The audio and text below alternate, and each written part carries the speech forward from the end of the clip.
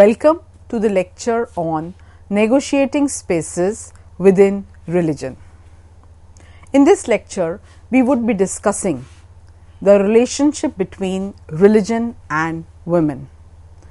A systematic critical study of religion underlines the oppression that is located in the religious beliefs, practices and several traditions. Different feminist studies in religion have gone through different stages of study.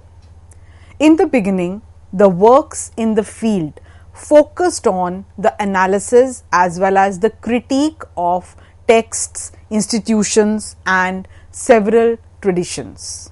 Secondly, there was a gradual shift towards religion, recovering women's history within as well as outside of patriarchal traditions. However, recently there has been a focus on the reform or transformation of the existing traditions. So, these are different approaches to study this particular aspect. Bringing women to the center of the entire discourse as well as utilizing several non-canonical, non-traditional and even non-textual sources like the funerary inscriptions etc. to reconstruct women's religious lives has been a part of feminist work in the study of religion and women's place in that. One thing that emerges is that most of these tales or the fables that one can talk of take a meandering course. The meandering of mythologies and folk traditions which are related to the folk goddesses like Neeli portrayed different feminine forms like the wicked demoness or a murderer or the divine consort of Shiva. And all these different depictions came to reside in one particular female form only, for example, Neeli. As a result, there is blurring of boundaries between the folk, the classical, the oral, the textual, secular as well as sacred tradition. And the continuum of goddess tradition was not linear, but as I just said, it took a meandering course in its movement. There are alternative versions that exist of the same story, and another alternative version of the Neeli story was found in the Jain text Nilakesi, which has an anonymous authorship but is generally datable in terms of its time frame to around 6th century CE. And another contemporary work in which Neeli is referred to at length as is the Buddhist text Kundalakesi. So, therefore, we have different religious texts and as well as non-religious texts which do mention this fable. And in one of the Jain texts, Nilakesi was described as a cunning female demoness before her conversion to Jainism, after which she emerged as a very pure nun. So, the Jain version refers to Neeli as the daughter of a Jain merchant who was married off by deception to a Buddhist merchant named Sagaradatta. Neeli's husband and in-laws retaliated by falsely accusing her of unchastity. So, the gods, as a result, Neeli lost her life and soon she was on her path to take a revenge. The gods themselves came forth to proclaim her pure and virtuous. The medieval 14th century commentary on Nilakesi, Divakara Vamana Munivar, described Neeli as Ma Daivam, which meant the great goddess. Isaki Amma or Kaliyamma, who became symbols of the metamorphosis of Neeli, are folk deities which are worshipped by the marginalized communities like the Pulaiya, Mal, Madiga and Paraya. So, goddess worship can definitely be ascribed to the important change that was coming about and how the marginalized sections of society were kind of looking at having their own identity and their own pantheon of gods and goddesses. Another ballad that has been described by Vijaya Ramaswamy is that of Aravalli and Suravalli.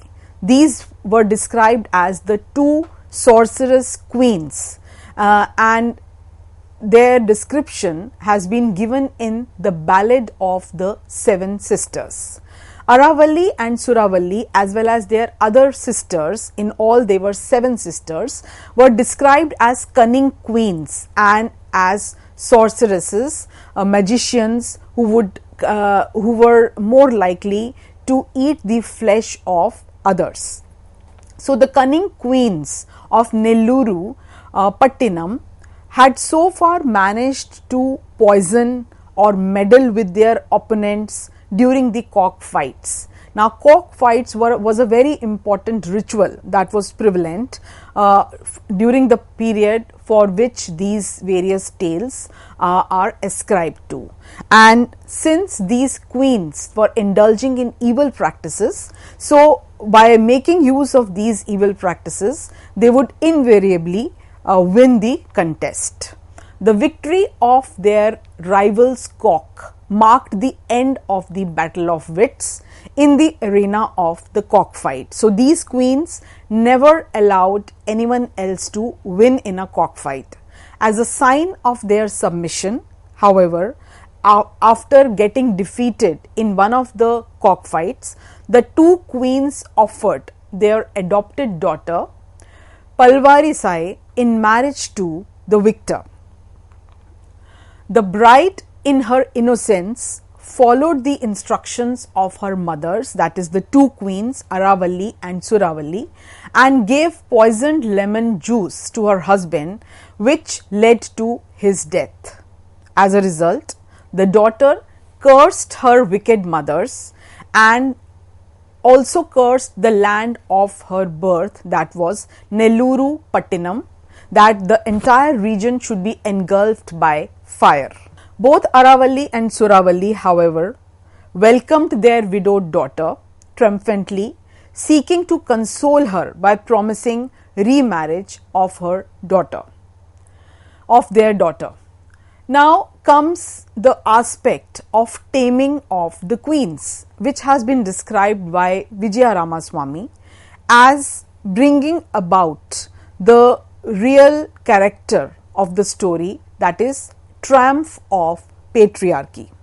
The defeat of Aravalli and Suravalli brought about the patriarchal taming not only of these defiant queens and their uncontrolled energies that had been increasing more and more, but also of the tale itself, which seems to be strongly rooted in a non-patriarchal Tamil society where existence of such independent minded women was common and usual. Then the play ended with the resurrection of Ali Raja and the burning of Nelluri Pattinam. Ali Raja was the husband of the adopted daughter who had been poisoned at the behest of the queens. Now, this entire story ultimately brings us to the triumph of Ellai Kali. Not only Aravalli and Suravalli, but all the 7 sisters are disfigured by having their noses cut off, and these are strung into a garland and they were offered to Ellai Kali. The discourse of unchecked female power eventually got tamed by patriarchy, and so these independent minded queens, who were 7 in number and who had been described as evil forces, were brought under control. After the leading female protagonists are tamed by patriarchy, one of the sisters escapes into Kerala and becomes the fierce Bhagwati, who was evocative of the fearsome goddess Durga or Kali, who attracts worship embedded in fear. Now, as one deconstructs the texts or the myths and the stories, the different renderings of the Aravalli, Suravalli texts, they present us with different images, not of cunning witches only, but also of women rulers who had great political authority, independence, and who refused to succumb to any kind of patriarchal control or political taming. So, it depends on the feminine gaze, or it depends on the gendered historiography to explore this kind of information from the given texts. As a result, there was a shift from non-patriarchal to patriarchal narrative. As Alli and Pawalakodi, the Amazonian rulers who were transformed into submissive wives. The legend of Alli has already been discussed in great detail in some of the earlier lectures. That also can be situated in this kind of a narrative, that how the local cult figures who were the products of local Tamil society and who belonged to the non-patriarchal framework got gradually converted into submissive wives, and they came to fit into the patriarchal society. So, this is indicative of the process of Sanskritization, the process by which myths which were born out of an early Tamil tradition that was Dravidian, matrilocal, ultimately got tamed, and they were eventually absorbed into the dominant Sanskritic mythology of the epic tradition. Now, in the meandering course of its transmission, the stories of Alli and Pawalakodi developed a very fine textured depiction of their own, which appears to be true to its form. However, what emerges clearly is the hierarchization of society that was evolving. The cultural encounter was a long drawn out process, and in due course of time, very rigid caste hierarchies which were not indigenous to early Tamil societies were superimposed on this region, because the early Tamil society was largely made up of Kudi. Kudi was a generic term meaning inhabitants. So, instead of the North Indian style of caste system or Varna system, probably a more egalitarian system was prevalent in the Tamil societies, and there is increasing reference to the use of the term Kudi. Kudi were economically stratified individuals in terms of occupational differences, and also, even if caste hierarchies were there was certain degree of fluidity which was inherent in them. Now, coming to the concept of female deities are conventionally divided into two main categories, that is the benign goddesses and the fierce goddesses, and they are then described on the basis of their character, appearance, mobility, kinship, residence, the influence of priests, as well as the clientage. The deity referred to as the goddess is most often either Kali or Durga, who both were without consorts, and they embodied the absolute power or Shakti, which was cosmic as well as the feminine principle of power. However, ecofeminism and the new age spirituality have invoked her as a source of inspiration and also as a source of empowerment. But a very pertinent question that can be raised here is that, is the goddess a feminist? Does the goddess provide a symbolic resource to women's activism, or is she the central figure of a feminine mystic, that is, a dominant definition of femininity which stands in the way of women's empowerment. If we talk about the image of Kali and the discourse of Kali, Kali generally threatened stability and order. Yet, for her worshippers, Kali is also the divine mother who is full of compassion and kindness. Despite her fearful appearance, Kali, the most important of the aggressive goddesses, is widely worshipped in most parts of North India, especially in Bengal, where she is a very important object of the Shakta cult. As has been pointed out by J. Bagchi, one must take into account the aspect of decolonization project. By representing the country as a Hindu mother or Hindu goddess, the nationalist culture helped to inject a significant order into the struggle for independence. So, the construction of the goddess, a local cultural artifact, into an emblem of the struggling nation, the personification of the Indian territory, that is the concept of Bharat Mata, the famous painting by Janindranath Tagore, which indicated the kind of female form that the nation had assumed in its course of struggle against the Britishers, and the object of Indian nationalism, hence constitutes a very important example of the invention of tradition, which was often found as very constructive in the context of decolonization. The goddess incarnation, her several attributes, her alliances also pointed to the discursive construction of a collective identity, as well as to the social composition of the past, which came to have definite historical tradition. Then we can also describe some other female forms like Kauravai. Kauravai, also spelled as Kotravai or Koruvai, was the goddess of war and victory in the Tamil traditions. She was the mother of Murugan, the god of war, and the wife of Shiva.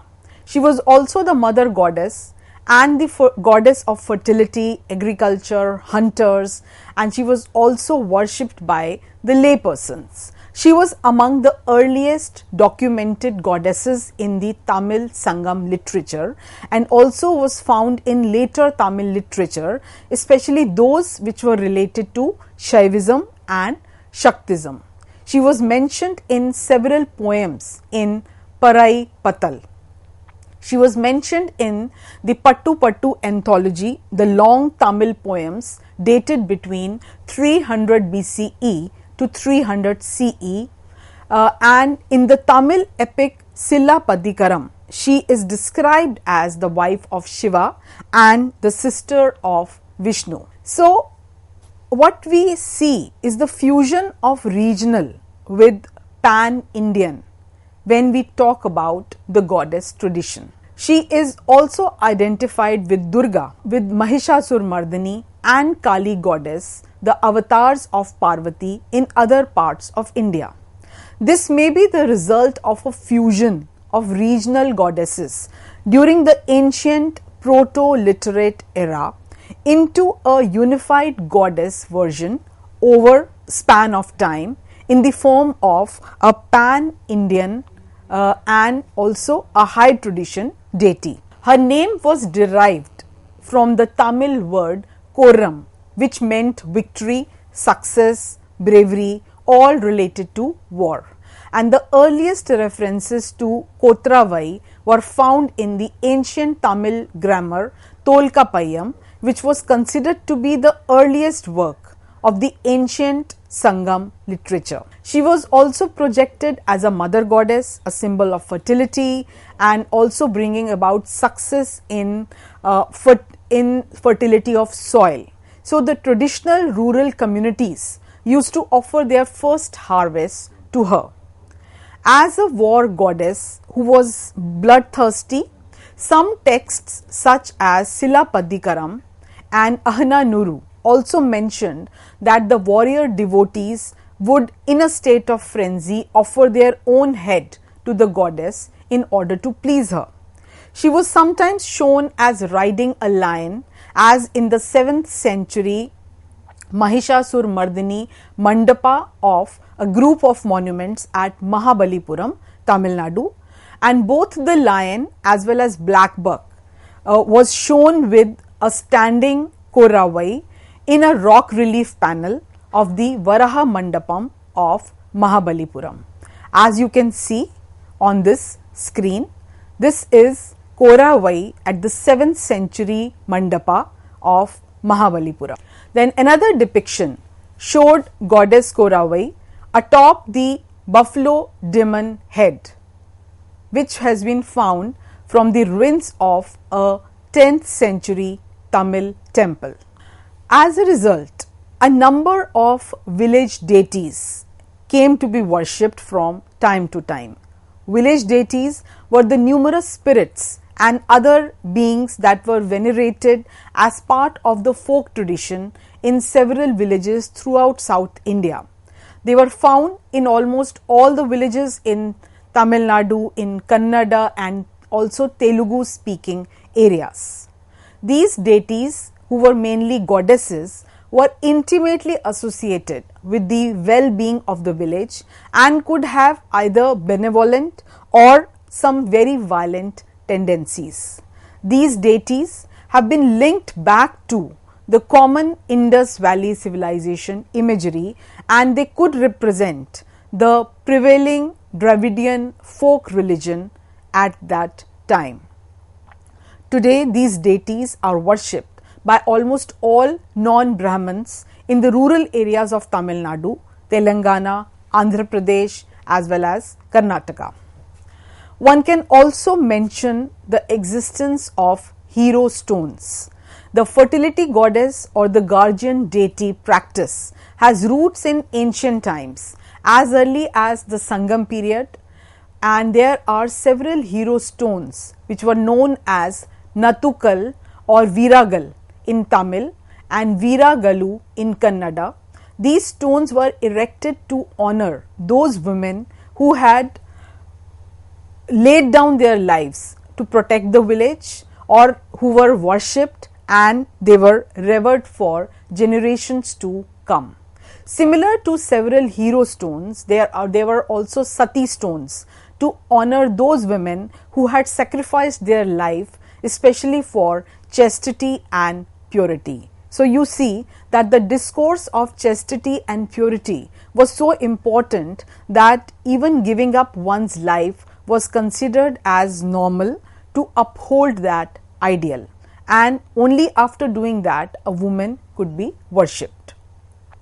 The early Tamil poem Tolkappayam gave a 6-stage guide to the erection of such a hero stone, from the selection of a suitable stone to the selection of a proper site, and then a formal initiation of the process of worshipping.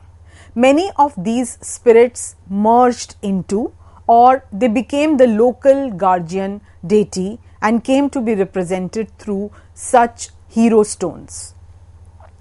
The Panchamma temples in North Tamil Nadu were built to worship several widows who had underwent sati, and hence it came to be recognized as the institutionalized form of worship. Now, going back to the legend of Kannagi, often it was seen that the deities were spirits who had suffered injustice in their own lives, or they had suffered a lot of discrepancy, and they kind of took revenge when they assumed the form of a spirit, and then they started affecting the lives of others. So it is in this background that one can talk about Kannaki Amma, who was Kannagi from the Silapadikaram, whose husband was unjustly killed by the Pandyan king. And this soon emerged as yet another widely worshipped deity of this category. So what we see is that gradually there was some kind of assimilation.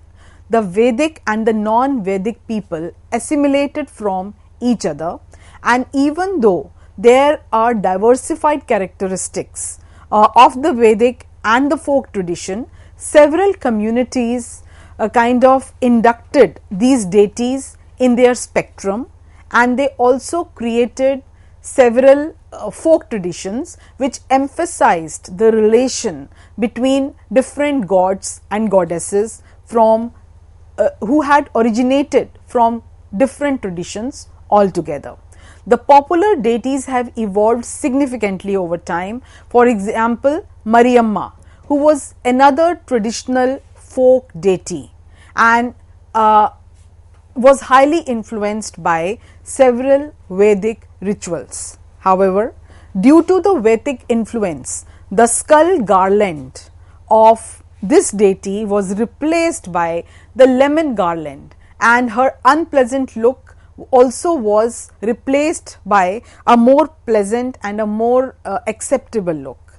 So, with this kind of change happening, what appears is some kind of a degradation of female deities. Sometimes these processes of assimilation led to the downgrading of the position of these deities in the religious pantheon. The Brahmanical deities came to replace the holiness of the deities of the folk tradition. They described the gods and the goddesses of folk tradition either as subservient to Brahmanical deities or as specific for curing some kind of diseases or contagious diseases, so not belonging to the center or the core of the function of religiosity.